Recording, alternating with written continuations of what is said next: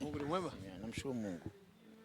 Ricardo, zimesalia michezo mitatu kuweza kutamatisha msimu 2024 2025, lakini mpaka sasa kuna uwezekano bingwa tukampata kwenye dabi ya Kariakoo. Kwanza kulikuwa ni msimu wa namna gani kwako? Msimu wa ovyo tu msimu. Ndio msimu ambao kuna malalamiko mengi sana na yametokea mambo mengi sana ya kipumbavu ambao yametagasa katika mpira. Kwa uwezo kwa msimu bora, kwa sababu tutaangalia labda kwa kuwa labda bingwa tutampata katika mechi ya mwisho, haimaanishi kwa ndo ubora wa msimu kwa namna hiyo. Ubora tunaangalia ile haki stahiki, yani kumpata bingwa katika njia ya halali zaidi, na kuna mambo yatakiwa tuyaone yamezingatiwa kikanuni na kisheria. Lakini zimetokea vurumai nyingi, mechi mbili zimeahirishwa za dabi, manake kutokana na ukosefu wa watu kuto kufuata sheria na kanuni, kuwa na klabu kuwa juu kuliko kanuni ama sheria. Kwa maana yake siwezi kusifia nikasema msimu bora. Msimu bora ni msimu ambao unamalizika, unatamatika bila kutokea vurumai aina yoyote. Haki inatendeka, kwenye haki inafanyika haki, kwenye sheria inafanyika sheria, kwenye kanuni.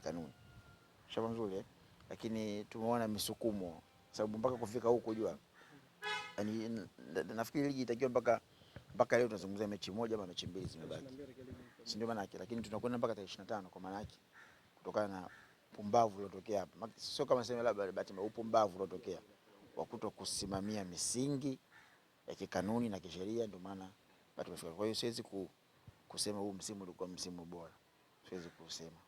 Nasema ni msimu wa ovyo ambao sikuwahi kuona toka nianza kufuatilia mpira. Kujiuzuru kwa Mzee Mguto na kusimamishwa kwa Almas Kasongo kulichelewa, walitakiwa wafanye kwenye Machi 8.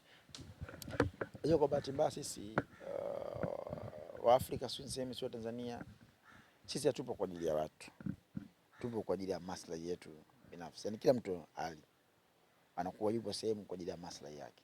Kwa siwezi kumlaumu mimi kiongozi yote, hata mimi mwenyewe ni kiongozi leo hii nitadili jambo kwa sababu ya maslahi ya familia yangu, sio kwa sababu ya maslahi ya watu. Maslahi ya watu maana yake unapoona pahala pamekosewa na panahitaji uadhibiwe, basi wazungu mara nyingi wanajiadhibu kabla ya kuadhibiwa. Mshamba mzuri. Mimi jambo hili hapo kuna makosa yetu tuliyofanya sisi kama bodi ya ligi. Na ile jambo ili ya makosa yafutiki, sisi tunahitaji kutoka. Watu wanafanyaje? Wanatakiwa watoke ili kupisha wengine waje. Lengo nini? Ni kukuza ama kuendeleza pia. Maana yake nini? Ukifanya vile hata nikuja pia atakuwa ana uoga. Shamba nzuri. Kwamba kwa nini hao walitoka? Hao walitoka kwa sababu waliona walishindwa kusimamia kanuni au kusimamia sheria. Ndio maana wafanyaje wakajivua gamba. Kwa mimi nilokaa hapa natakiwa ili nisijivue gamba, basi ninapaswa nifuatilie kanuni na sheria zinavyotaka. Shamba nzuri. Lakini kwa kuwa sisi tupo kwa ajili ya maslahi yetu binafsi, kwa ajili ya sisi matumbo yetu na familia zetu, kwa hata jambo likiwa lina athari, kwa kuwa haupo kwa ajili ya watu, hauwezi kuwa na athari yake, kwa sababu wewe utapambania nafasi yako kwa ajili ya maslahi yako, hautopambania kwa sababu ya maslahi ya watu. Shauri mzuri. Kwa hiyo utaona kwamba hili tu na mimi nitokee kwa hili nikale wapi? Shauri mzuri. Lakini ukiwa kwa ajili ya watu, hautoweza kung'ang'ania pale ambapo unatakiwa fanyaje utoke. Kwa hata haya unayoona haya inakaa ni shinikizo, sio matakwa ya watu. Umefahamu vizuri? Yani inakaa ni shinikizo, sio matakwa. Sasa ikiwa ni shinikizo mpaka mmetoka, maana yake nyinyi mlikuwa mna makosa ambayo mmeyafanya. Kwa hiyo ilipaswa kabla hatukufika huko mapema sana, itakiwa mwarekebishe haya makosa kabla mambo hayajakuwa mazito kama hivyo ilipofikia. Shafa mzuri. Kwa hiyo nafikiri ni jambo sahihi, kwa sababu sehemu yote ambayo unakaa kwa ajili ya watu, unapoona umefanya jambo la kukosea, sheria yake inatakiwa ukae pembeni. Tumeona sio Bongo, tumeona hata huko FIFA, tumeona nani ule mzee ule Seif Blatter ameondolewa kwenye madaraka kwa sababu amekutwa na tuhuma ambazo sio nzuri, si ndio? Tumeona rais wa kafu kabla kuja kukaa nani Msepe wa mwanzo kabisa wale naye kuna tuhuma hizo akaondolewa. Ndio sheria inataka hivyo. Sehemu yote ambayo watu wengi ukifanya makosa mmoja kwa ajili ya maslahi yako binafsi, toka picha watu wengine wajiendeleze ile gurudumu. Ushauri, sababu lengo nataka lengo watu wanufaike na uongozi wako wewe. Mshamba mzuri, sio wachache wanafagia kwa uongozi wako wewe. Kwa hiyo ilipaswa, kwa sababu kwa hili liko uwezo kulikwepa hali.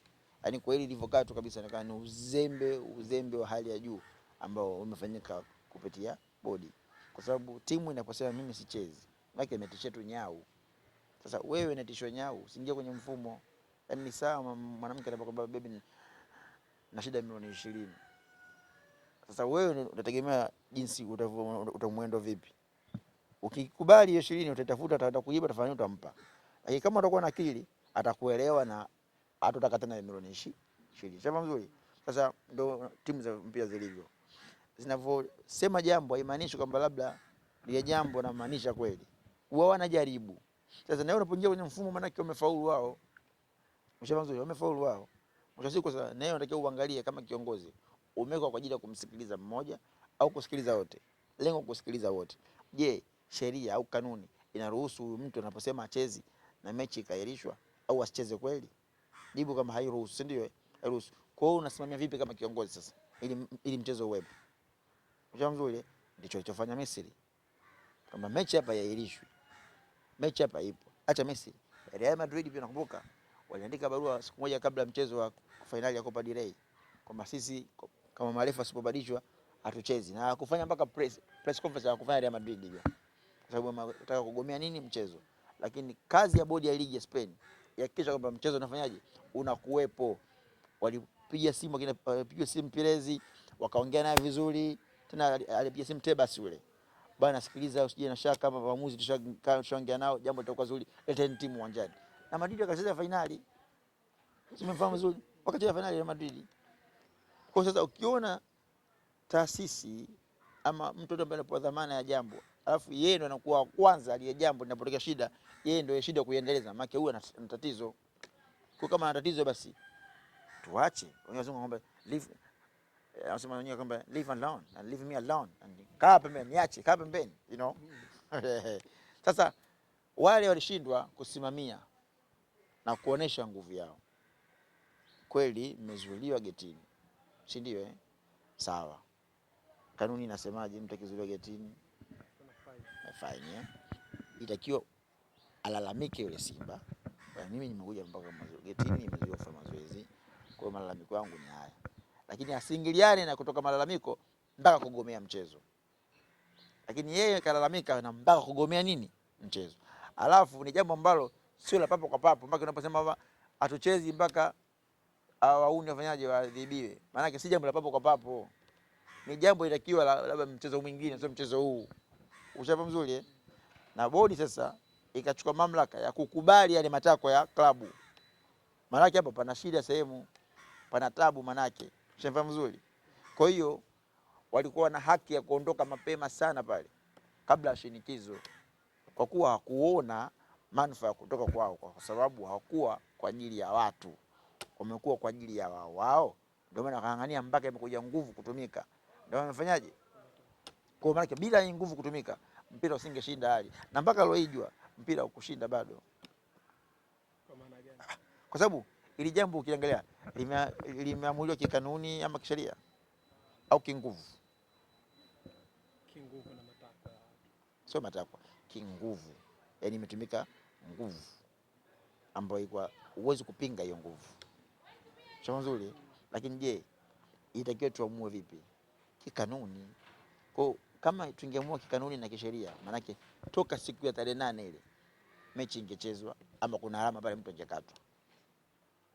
Chama nzuri. Chama nzuri. Kwa kuwa wana walitaka kutumia nguvu sasa. Ndio maana nguvu ndio kafanyaje? Tumika.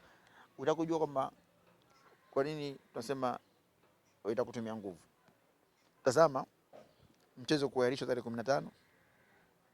Tazama na watu kuwajibika, kuondolewa. Manake wao walitumia nguvu kuahirisha ile mchezo na kupanga mchezo mpya bila kumsikiliza mtu mwingine ambaye mlalamikaji mwingine ambaye naye alikuwa na haki yake ya msingi.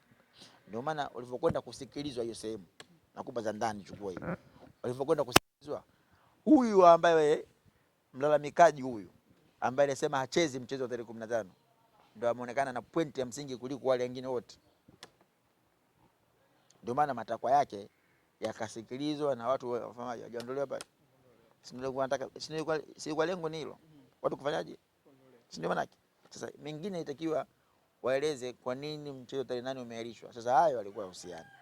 Hayo hawezi kueleza. Wameelezana